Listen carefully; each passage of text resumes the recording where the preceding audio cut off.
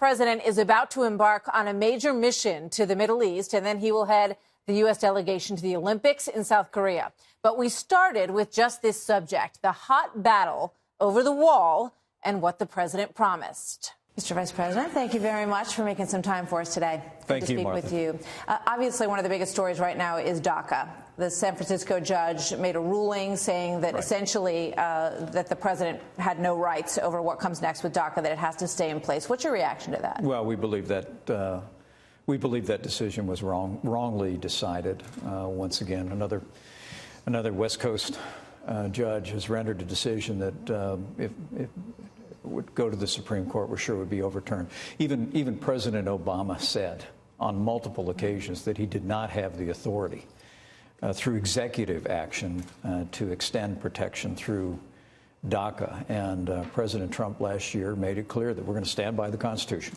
Congress writes the laws, the president implements and upholds and executes the laws, and we're confident the Supreme Court would uphold that. But our hope is, as you saw yesterday, is to continue a dialogue with Republicans and Democrats on Capitol Hill and call on the Congress to come together to address issues of border security, to make the necessary changes, chain migration, visa lottery, and also deal with the DACA issue with the compassion. You're in the middle of that discussion, as we saw yesterday, a very active debate at the table, fascinating for everybody, I think, in America to watch. Yeah. But what does this do to your leverage when in the middle of that moment, this judge says basically that issue's off the table?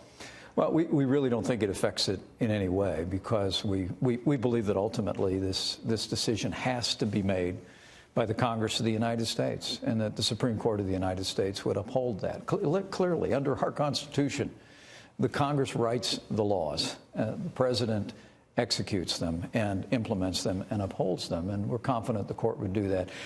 Honestly, I think that the leadership that President Trump is providing on this issue is making it possible for us to move forward on priorities the president's expressed since the days of the campaign. Look, the American people want us to build a wall. They want border security. They want to end the flow of illegal immigrants into this country and also illicit drugs that are tearing apart families and communities all across this country. They also, in the wake of those terrorist attacks in this country recently, they want us to end the visa lottery program. They want us to reform and end chain migration in this country.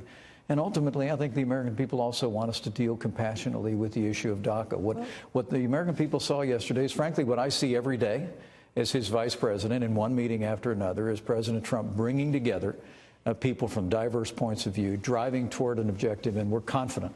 We're confident that even before the president's deadline of March is reached, that we'll be able to achieve an outcome that will do credit to all those priorities. Two elements of yesterday. One was exactly what you say. In the wake of the Michael Wolff book, which portrayed the president as someone who is unfit for office, he clearly demonstrated the command that he has of the issues and the negotiating ability that he has sitting at that table. And I think it went a long way towards dispelling some of those notions yesterday. On the other side, some of the president's biggest supporters when it comes to immigration, initially during the campaign, for sure, Ann Coulter, Tucker Carlson on our own network, were really felt very betrayed by what the president said at that table yesterday, that he sort of gave away the farm on the issue, that he said, just bring me something, bring me whatever you want and I'll sign it. I'll offer a pathway to citizenship. They felt that the issue of the wall and creating a border that is impenetrable and sending people back who are here illegally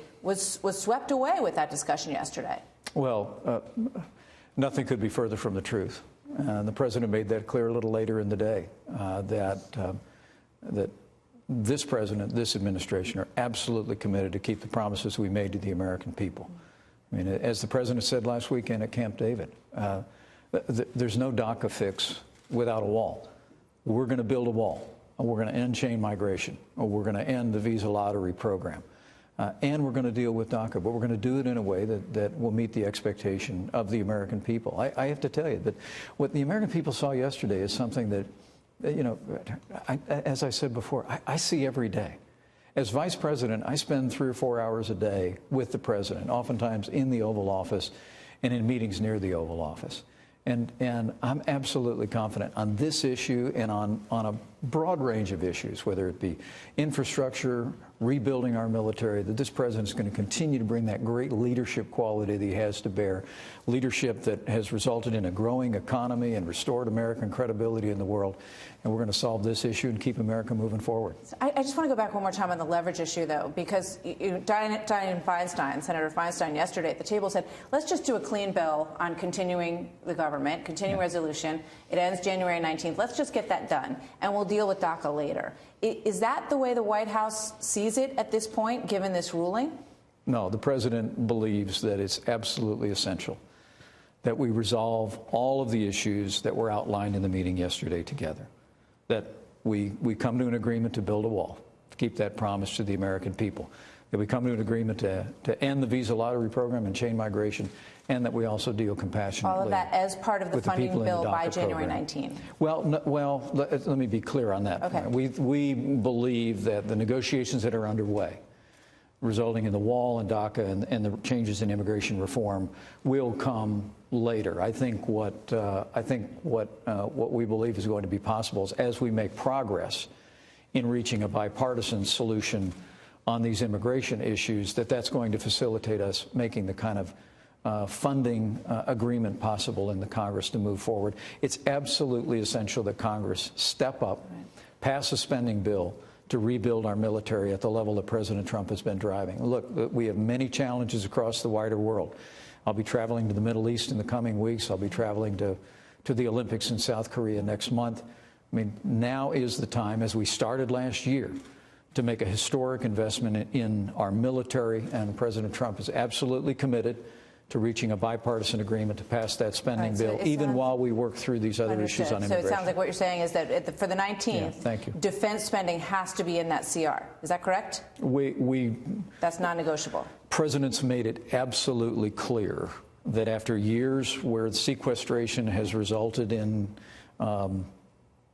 frankly, unacceptable budget cuts in our military, that we have to reach an agreement on what's called budget caps, that we have to make a historic investment in our military. It's going to take some negotiation on some other domestic spending. Democrat votes on board to get this passed, but we really believe they're going to want parity on things like opioids, and is that?